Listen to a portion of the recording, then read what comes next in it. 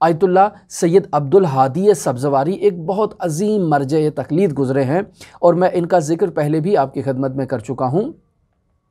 یہ آیت اللہ علی قاضی طباطبائی رحمۃ اللہ علیہ کے شاگردوں کی فہرست میں ان کا نام بھی موجود ہے، اور ان کے حالات زندگی ابھی میں نے آپ کی خدمت میں بیان نہیں کیے۔ ان کی یہ روٹین ہوا کرتی تھی کہ جب یہ نماز قائم کیا کرتے تھے اور نماز پڑھایا کرتے تھے تو اذان و اقامت کے بعد اور تکبیرۃ الاحرام سے پہلے یہ حضرت سید الشہداء کو سلام کیا کرتے تھے اور کہتے تھے السلام علیک یا ابا عبداللہ۔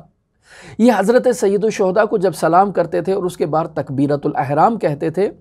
تو لوگ اعتراض کرتے تھے اور کہتے تھے کہ آپ ایک مرجع تقلید ہیں، آپ کا عمل، آپ کی گفتار، آپ کا کلام لوگوں کے لیے آئیڈیل واقعہ ہوتا ہے، کیا آپ نے کوئی روایت دیکھی ہے کہ تکبیرۃ الاحرام سے پہلے اور اذان و اقامت کے بعد حضرت سید الشہداء کو اس طرح سے سلام کیا جائے؟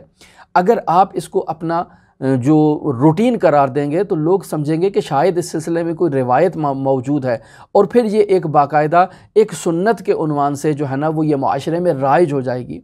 تو آیت اللہ عبدالہادی سبزواری کہتے تھے کہ مجھے اس سلسلے میں کوئی روایت نہیں ملی ہے، لیکن میں یہ جو نماز پڑھ رہا ہوں میں یہ سمجھتا ہوں کہ میں اس نماز میں حضرت سید الشہداء کا مدیون ہوں۔ اگر حضرت سید الشہداء کی قربانی نہ ہوتی تو آج یہ جو میں تکبیرۃ الاحرام کے لیے ہاتھ اٹھا رہا ہوں یہ میں ہاتھ نہ اٹھاتا۔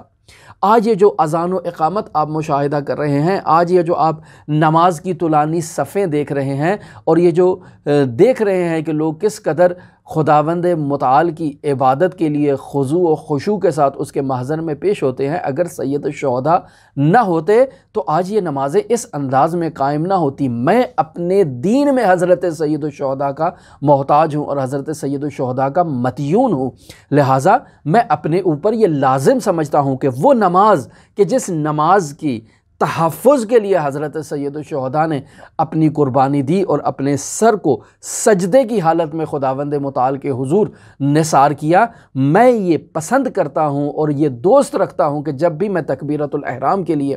ہاتھ اٹھاؤں تو اس ہاتھ کو اٹھانے سے پہلے حضرت سید الشہداء کو درود و سلام بھیجوں کہ السلام علیک یا ابا عبداللہ۔ اگر آپ کی وہ قربانی نہ ہوتی اور اگر آپ کا وہ سجدہ نہ ہوتا تو آج یہ اسلام جو اس انداز میں ہم تک پہنچا ہے، یہ اسلام ہمارے پاس نہ ہوتا، فقط اس کا رسم اور اسم ہی باقی ہوتے اور اسلام نہ ہوتا۔